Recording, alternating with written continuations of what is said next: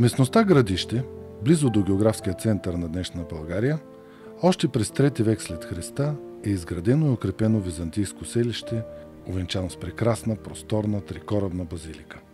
Селището, крепостта и храма просъществуват до 7 век, когато са напуснати от своите обитатели.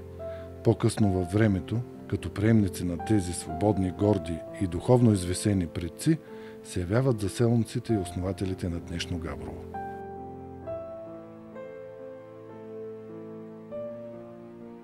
Първи сведения за тях намираме от археологическите разкопки в центъра на града, които доказват съществуването му от началото на 13 век. Въпреки тежките исторически обстоятелства и чуждото политическо господство, будните балканджии по това време с техния родолюбив и христолюбив дух се заемат с нелеката задача да построят своя храм. Храм, който и до днес има своето специално място в душите на всички християни.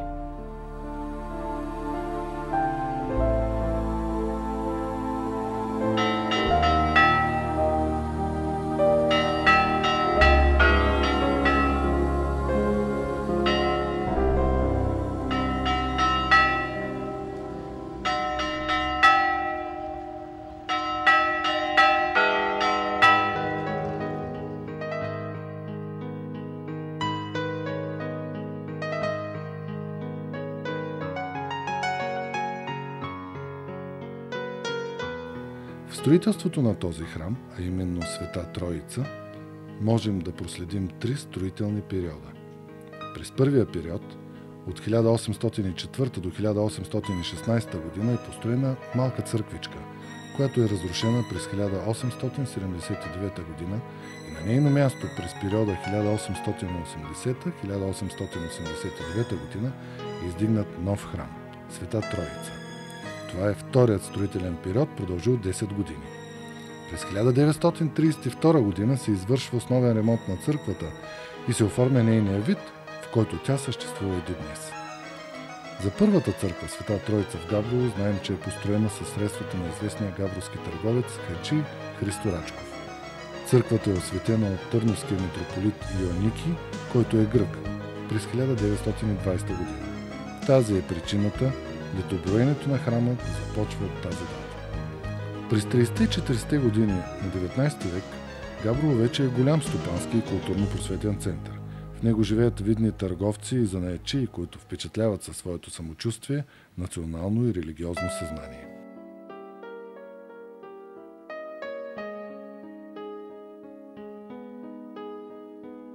В разрасналия се град, жителите на средната махала решават да построят нова, по-голяма и по-просторна църква от вече изградената в горния край Успение Богородично.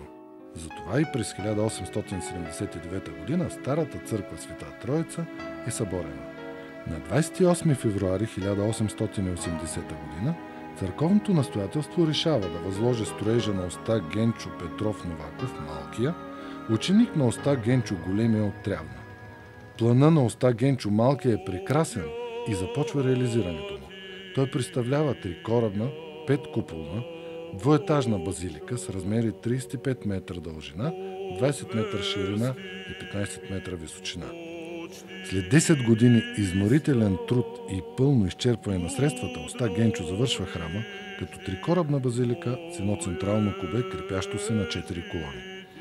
Днешният си вид храм Света Троица добива след основен ремонт през 1932 година. Храма има 3 престола и 3 апсиди. Параклис, посветен на свети Йоан Златоуст, свещеническа канцелария, балкон за хористите, помещение за църковното училище. Многобройни са подобренията и ремонтите, направени в периода след 2000 година.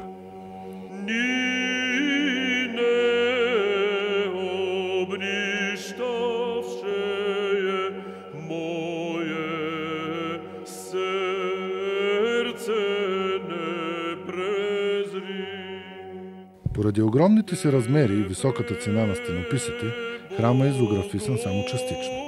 В средата на купола е изобразен Христос Пантократор, няколко ангели. По стените под прозорците има фриз с образите на 8-те апостоли. Най-отдолу в медальони са образите на 4 евангелисти.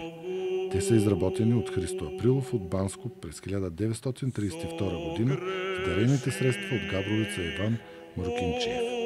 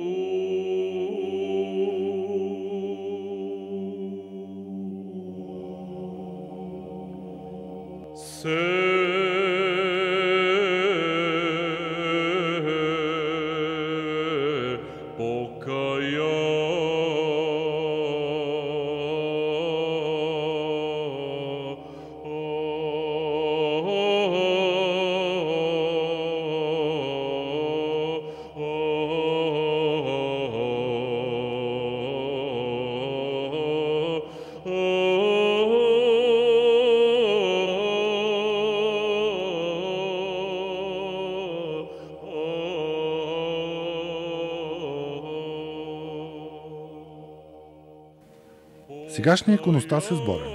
Той е разработен от няколко автори в различно време. Голяма част от него е творение на резбаря Кънчо Иванов от село Трапесковци, Тревненско през периода 1886-1889 година. Олтарните двери в храма по стил и маниер на работа могат да се отнесат към произведенията на майстор Георги и неговите ученици. Майсторът се преселва от Видин в Трявна през 1814 година. Най-горният пояс под венчилките е направен по-късно от останалите и се различава от тях, но изправим ли се пред иконостаса, той прилича на най-финна дантела, която се реже от баш майстора Остабашията.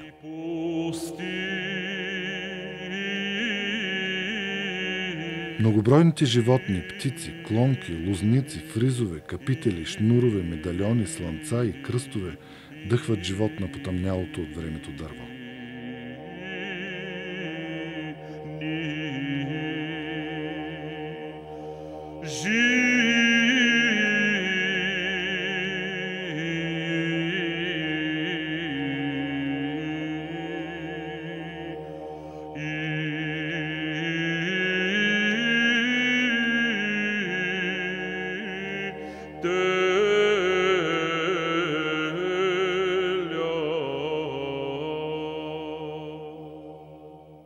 Недовършеният напълно иконостас и в наши дни бива обогатяван от съвременни представители на Тревненската школа, какъвто е Веселин Харизанов от Габрово, изработил и дарил двете резбовани врати за него.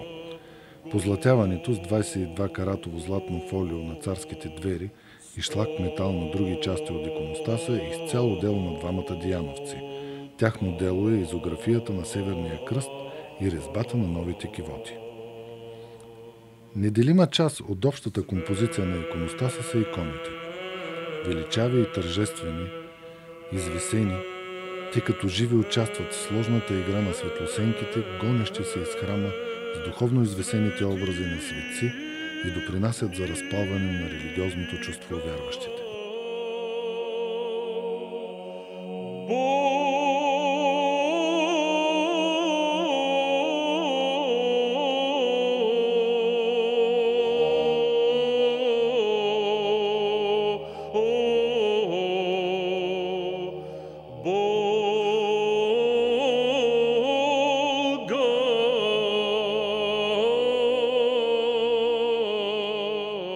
Иконите в храм Света Троица са дело главно на тревненски майстори-изографи, най-ярки представители на които са свещеник Йоаники и папа Витан, Симон Цонев и Георги Димитров от всеизвестния род Витановци. Тези представители на тревненската иконописна школа са без съмнение изографи от голяма величина. Сътворените от тях шедьоври, като иконата на свети великомъченик Мина, от Йоаники и папа Витан, наистина разкриват таланта, вярата и извисеността на изографите. Към тях може да се прибави изографа Рачо Тихолов, който сам се подписва от Габровско, но е син на изографа Тихоло Казасов от Трявна. Други изографи, оставили безценните си творби, са Гаврил Рилец, който е изписал изключително ценната житиеписна икона Свети Йоан Рилски, а също така и Иван Поп-Райков, родом от Елена, изрисувал 27 апостолски и 23 празнични икони на горния ред на иконостаса. Особено внимание заслужава иконата Света Богородица, умиление от Кикос, с копие на чудотворната икона от кипърския манастир Кикос, също от този автор.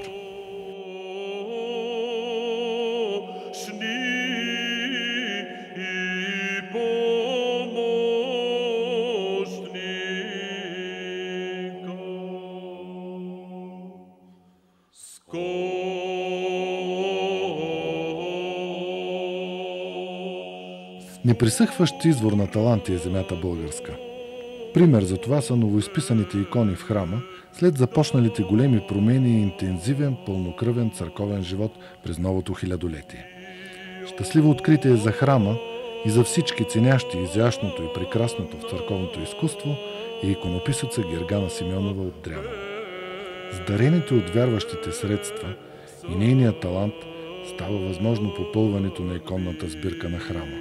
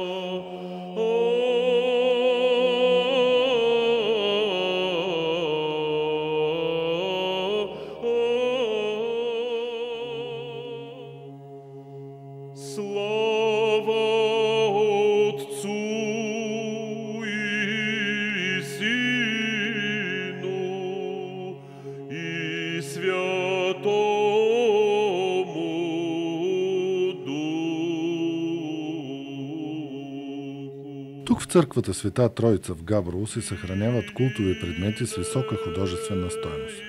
Те имат не само функционално, но и декоративно значение, тъй като за църквата изкуството е било винаги представително.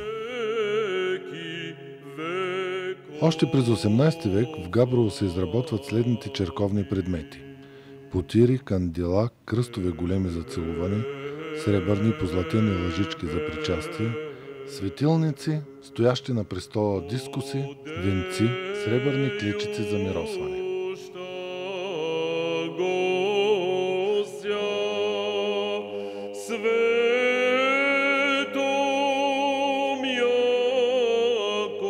Друга част от утварите, както и голяма част от старопечатните книги, са внесени от Русия.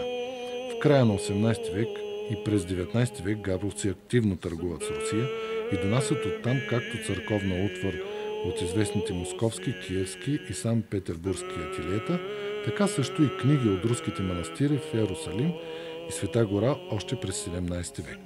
Една част от старопечатните книги в храм Света Троица са печатани в московската синодална типография, а друга в Киевско-Печорската лавра. Най-старият образец е от 1711 година.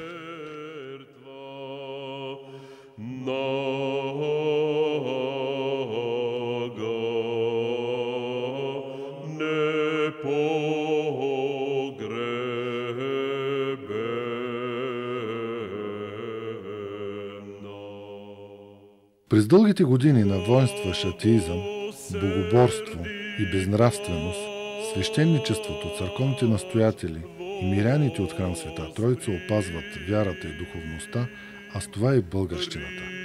Не поддали се на натиска да се откажат от бащина вяра и християнска идентичност, всички, които населяват не само земята, но и неизброимите простори на духовността, записват имената си на небесата. С настъпването на новото хилядолетие настъпва и нов период на духовно възраждане за тези, които са приели храма не само като дом Божий, но и като свой втори дом. Наред с редовно извършваните обществени и частни богослужения, нараства и броя на посещаващите и активно участващите в живота на храма.